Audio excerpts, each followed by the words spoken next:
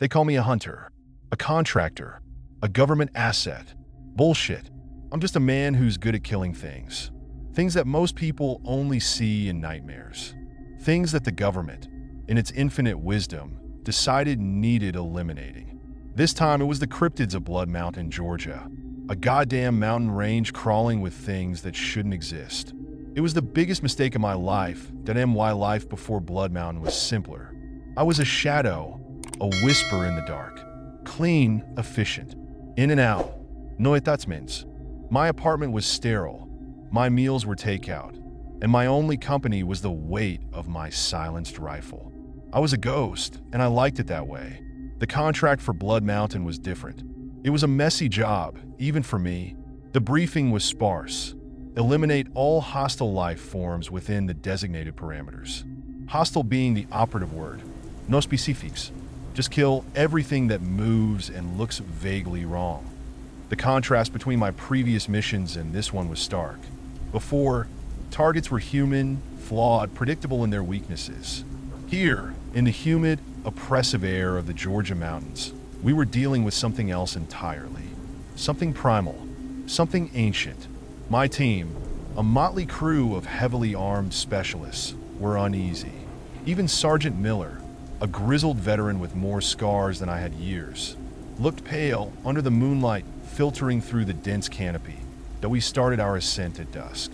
The air grew colder with every step, the chirping of crickets replaced by an unnerving silence broken only by the crunch of leaves under our boots. The trees loomed over us like skeletal fingers, their branches gnarled and twisted, their shadows stretching like grasping claws. The deeper we went, the more uneasy I became. It wasn't just the oppressive darkness or the chilling silence. It was an almost palpable sense of wrongness, a violation of the natural order. The first encounter wasn't a confrontation. It was a sighting, a fleeting glimpse of something large and vaguely humanoid, its form indistinct in the gloom, moving with unsettling speed and grace through the undergrowth. A shadow that shouldn't have been there, a flicker in the periphery. It vanished before we could react, leaving behind only the prickling sensation of being watched, the unsettling feeling of eyes boring into our backs that we kept moving, our weapons raised, each footstep measured, every sense heightened. The oppressive silence weighed heavily upon us. We were intruders in a place that clearly did not want us. Then came the screams. Not human screams. Something else. High-pitched, piercing, filled with a raw, agonizing terror that resonated deep within my bones. It was the sound of something being hunted, and it wasn't us doing the hunting. That's when I knew. This wasn't just about eliminating cryptids. This was about something much, much bigger. This was about survival, and maybe about revenge, because something or someone out there was hunting us too. Blood Mountain is a place steeped in local legend. Whispers of ancient beings, protectors of the forest, guardians of forgotten secrets. Stories passed down through generations of mountain folk. Tales of shadowy figures lurking in the woods, of strange lights in the night sky, of creatures that defy description. The government dismissed them as folklore, but the raw terror in those screams earlier proved otherwise. This wasn't just some wilderness exploration gone wrong. This was a battle for this ancient place. Sergeant Miller, despite his stoic exterior, was visibly shaken. He'd seen combat in Iraq and Afghanistan, but this was different. This was something primal, something beyond human understanding. He'd been muttering about local legends, tales of a creature called the Mountain Watcher, a being said to protect the mountain and punish those who trespass. He wasn't usually one for superstition, but the fear in his eyes was genuine. My team. Jones, a tech specialist whose nervous fidgeting betrayed his attempts at bravado, and Rodriguez, a tracker with eyes that seemed to see things others couldn't, were equally unnerved. The quiet confidence that had marked our previous missions was gone, replaced by a palpable sense of dread. We were no longer hunters. We were prey. The landscape itself seemed to conspire against us. The dense forest, a labyrinth of twisted trees and tangled undergrowth, hindered our movement. The air was thick with humidity, the darkness suffocating. Every rustle of leaves, Every snap of a twig sent jolts of adrenaline through us. We were surrounded not just by the unknown, but by a sense of ancient malice. The background of my fellow soldiers was hinted at, but never directly stated. Jones's trembling hand spoke volumes about his past trauma. Rodriguez's almost supernatural tracking abilities hinted at a life outside the military. One lived among the wild. The longer we stayed in those woods, the more their backgrounds felt intimately connected to the cryptids we were hunting, to this mountain, to this fight. As night bled into a bleak dawn, we found the source of the screams, or rather, what was left of it. A mangled deer carcass, torn apart with unnatural ferocity. The ground was stained crimson, the air thick with the metallic tang of blood. It was a brutal display of power, a stark reminder of our vulnerability. It wasn't just the horror of the scene itself. It was the blatant disregard for the natural laws governing predator and prey.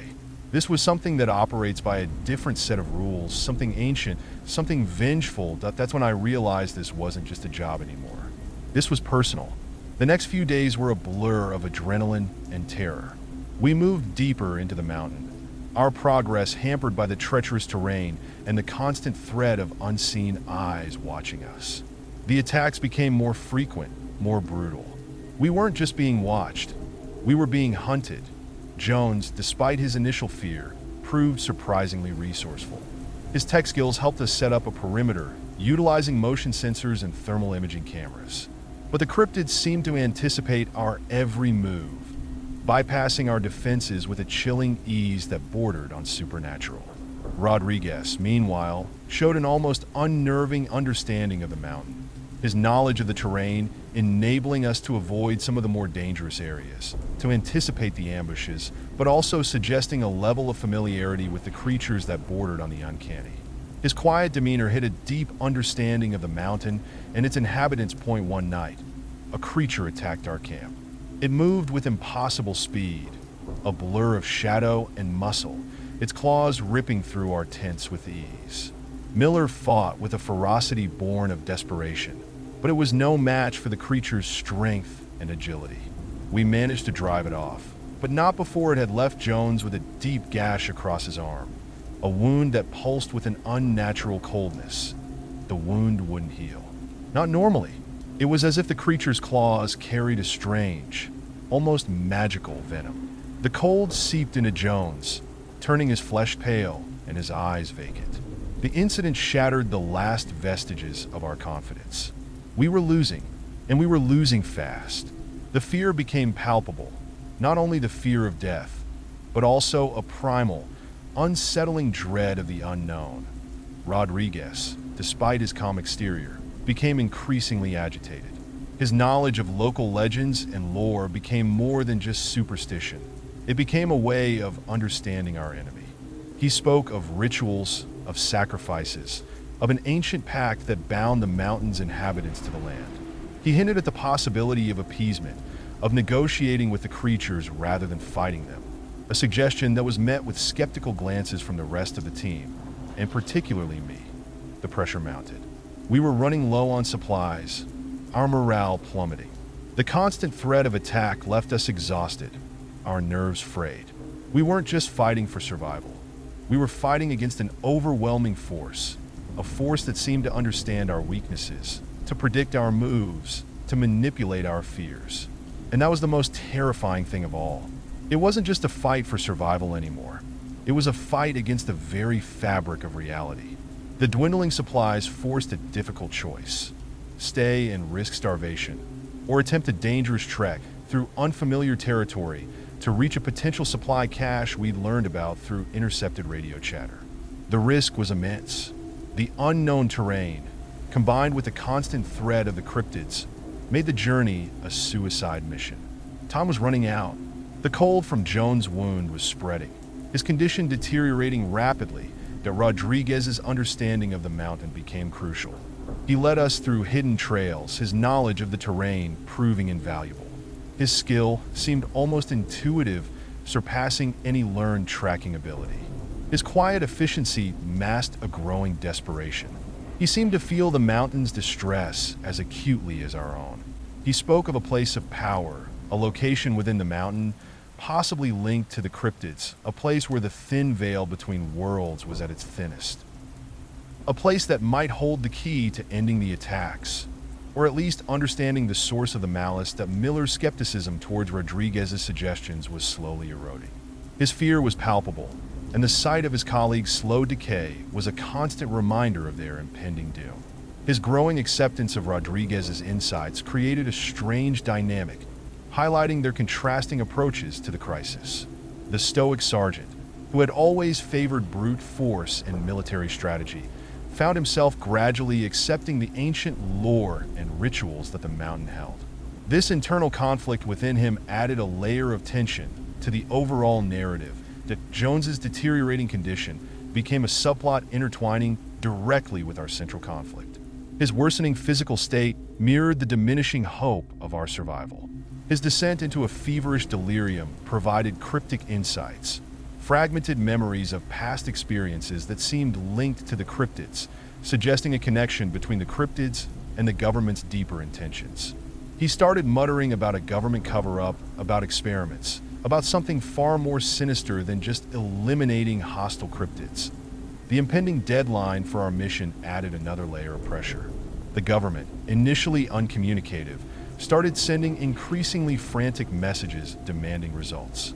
They were becoming impatient with our lack of progress, unaware of the true horror we were facing, further adding to the growing sense of isolation and hopelessness. Each day brought us closer to the edge.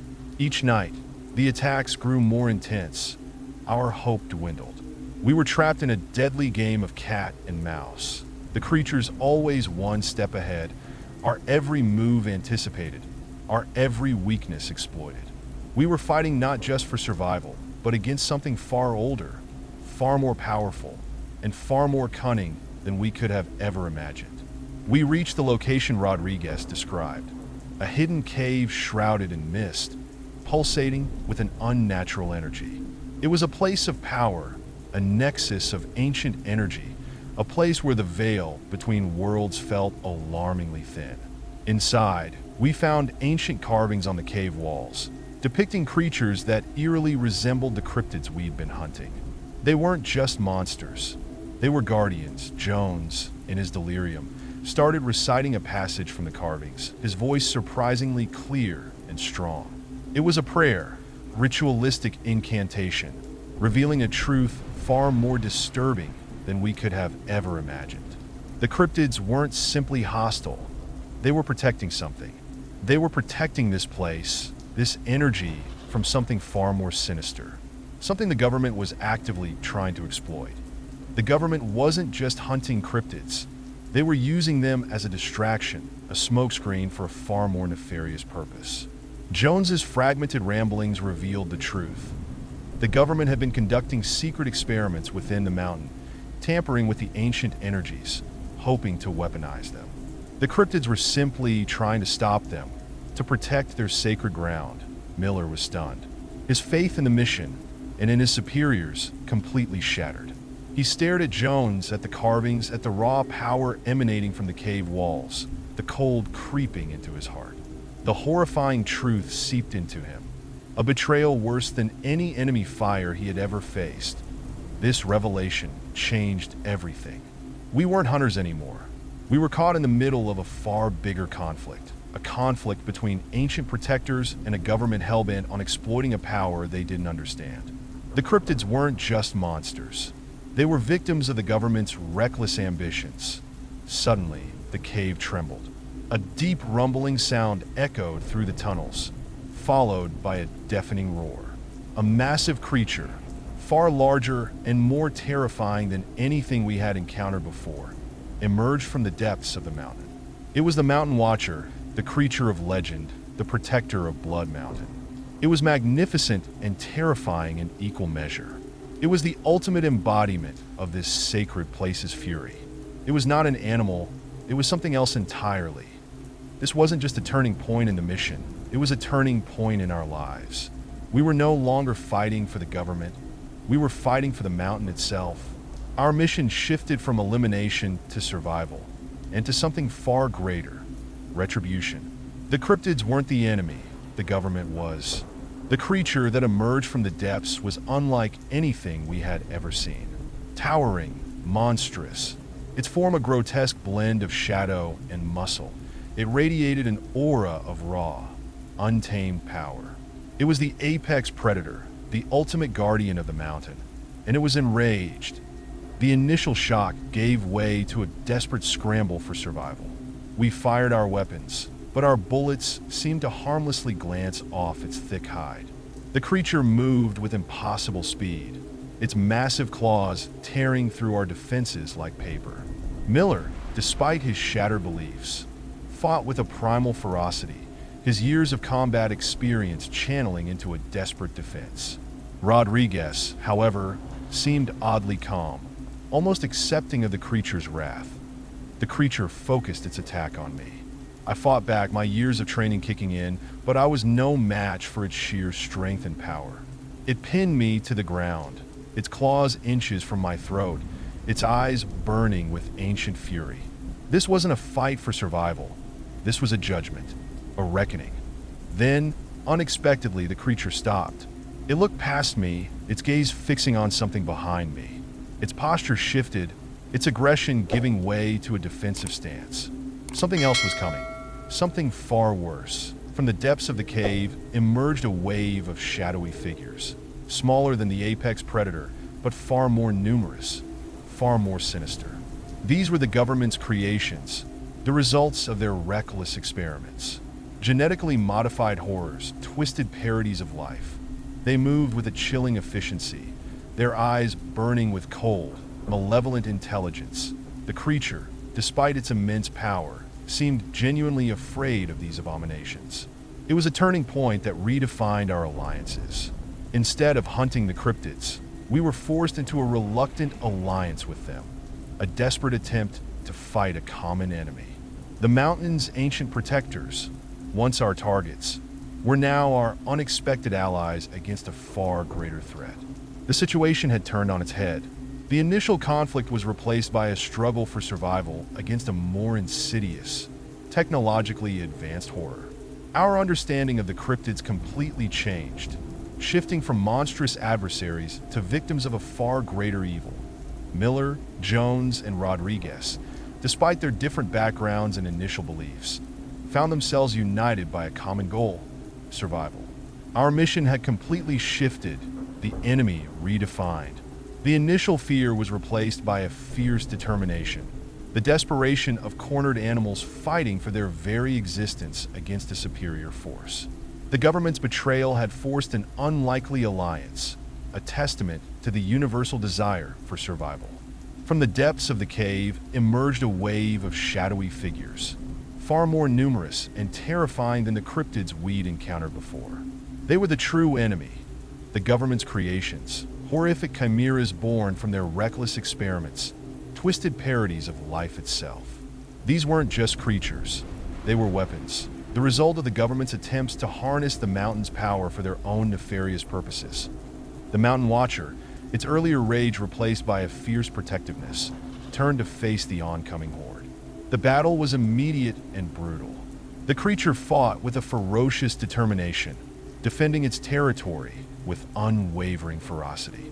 But the government's creations were relentless, their numbers overwhelming that we were caught in the crossfire. The monstrous government creations were far more dangerous than the cryptids. These weren't natural creatures. They were twisted abominations, their bodies a terrifying testament to man's hubris and scientific recklessness. Their movements were erratic, unpredictable, and their attacks were brutal. Their flesh seemed almost unnatural, pulsating with an unsettling energy. Miller, Rodriguez, and I fought alongside the Mountain Watcher, our combined efforts a desperate attempt to hold back the tide of government-made horrors. Miller, stripped of his faith in authority, fought with a ferocious energy fueled by righteous fury. Rodriguez's understanding of the mountain's energy became invaluable, his guidance crucial in navigating the chaotic battle, helping us anticipate the movements of the creatures and utilize the environment to our advantage. Jones, despite his weakened state, played a vital role. His delirium, now less chaotic, focused into something akin to a trance-like state, allowed him to manipulate the ancient energy of the cave, using the carvings as a guide to channel the mountain's power.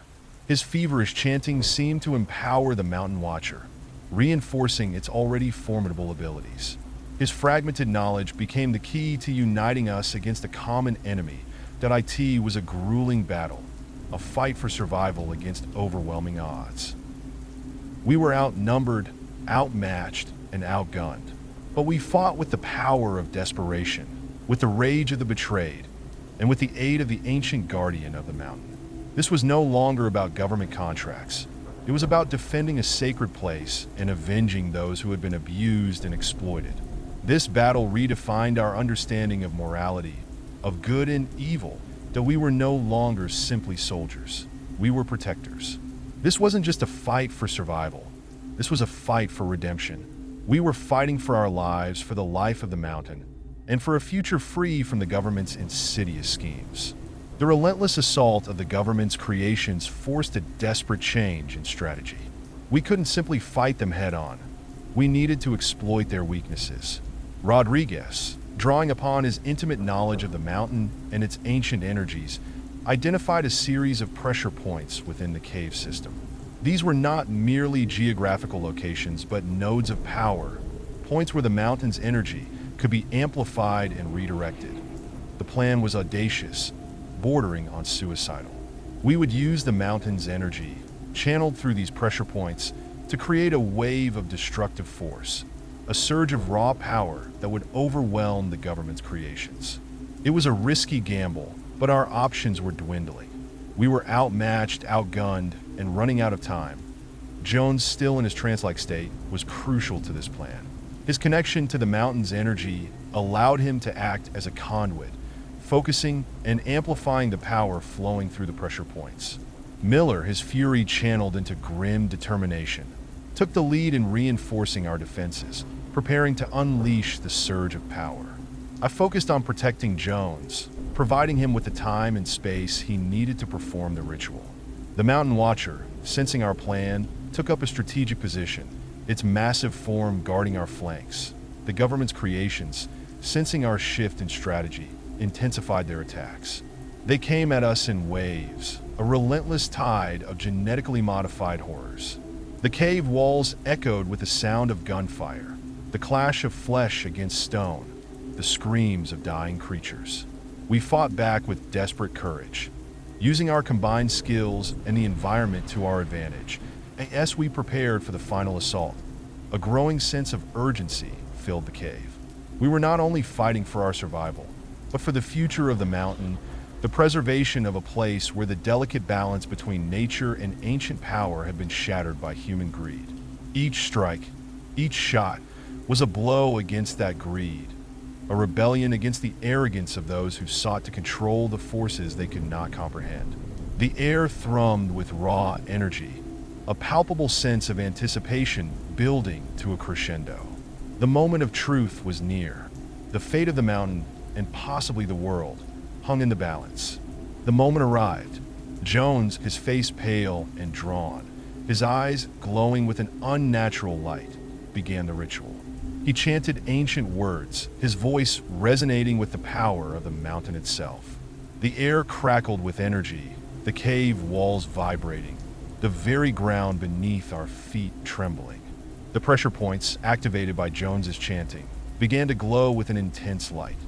The Mountain Watcher roared, a sound that shook the very foundations of the mountain, and unleashed a wave of raw energy that swept through the cave.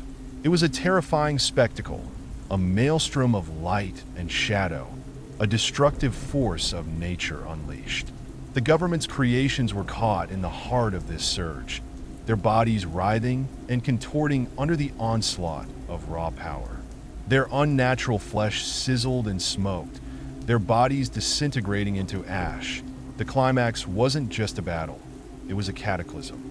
The cave itself seemed to be fighting back, the mountain's ancient energy erupting in a violent display of power. The government's creations, unable to withstand the force of nature's fury, were annihilated. Their twisted forms were reduced to charred remnants, their bodies dissolving into dust. Amidst the chaos, I saw a figure emerge from the depths of the cave, a human figure, cloaked in shadow. It wasn't one of the government's creations. It was something else entirely.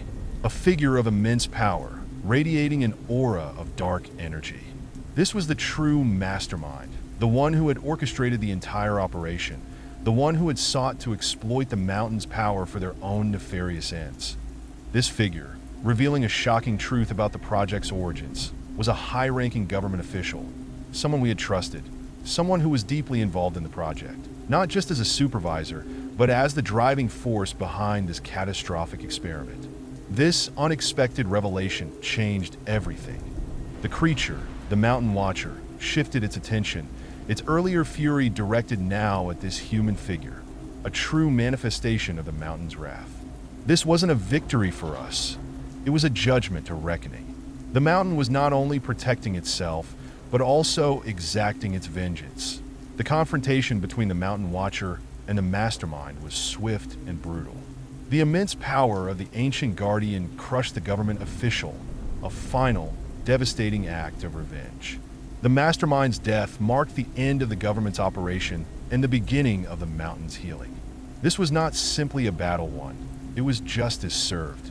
The aftermath was a scene of devastation and quiet awe. The cave was filled with the stench of burning flesh and the lingering energy of the cataclysmic battle. The government's creations were completely annihilated, their twisted forms reduced to ash and dust. The Mountain Watcher, its power spent, retreated back into the depths of the mountain, leaving behind a palpable sense of peace. Jones, exhausted but alive, collapsed into Miller's arms. His delirium had subsided, leaving him weak but clear-headed. The ritual had taken a heavy toll, draining him of his strength, but it had also saved us. Rodriguez, his face etched with fatigue and quiet satisfaction, surveyed the scene with a mixture of relief and sorrow. Miller, stripped of his former cynicism, looked at the devastation around him, at the bodies of the government's creations, and at the silent majesty of the mountain. His understanding had changed fundamentally.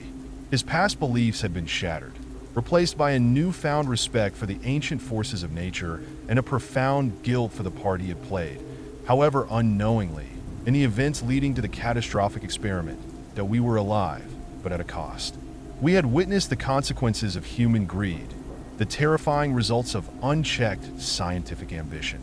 We had fought alongside a creature of legend, an ancient guardian who had protected its sacred ground from those who sought to exploit it.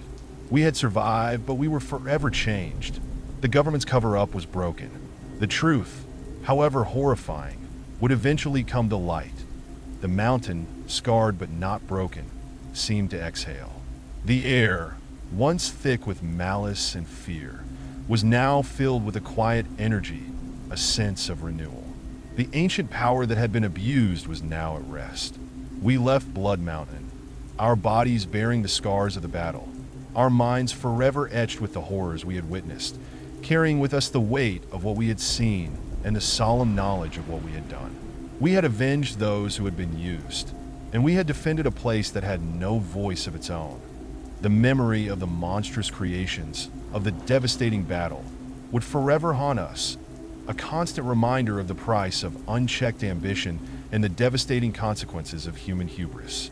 Our personal victories came at the cost of this ravaged mountain, a testament to the destructive capabilities of humankind. Years later, Blood Mountain remains a place of mystery and awe. The government's involvement was eventually exposed, though the full extent of their experiments remained shrouded in secrecy. Miller left the military, finding solace in a quiet life far from the city. Rodriguez disappeared, returning to the wilderness, his connection to the mountain seemingly unbroken. Jones, haunted by the memories, dedicated his life to environmental activism. And me? I still hunt, but now my targets are different. My focus has shifted from eliminating threats to protecting the innocent, to ensuring that what happened at Blood Mountain never happens again. The mountain remains silent, a guardian of its ancient secrets, a somber testament to the cost of vengeance and the enduring power of nature. This is just the beginning of the story. What happened on Blood Mountain is a chilling reminder of the dangers of unchecked ambition and the importance of protecting our planet's natural wonders. Share this story, let others know what happened, and let's work together to prevent similar tragedies from occurring. Let's make sure that the voices of those who cannot speak for themselves are heard. Don't let the horrors of Blood Mountain be forgotten. Click the link below to see more stories of survival against the unknown. Dare to delve into the mysteries that lurk in the shadows. Explore the terrifying truths hidden within our world. What secrets await you?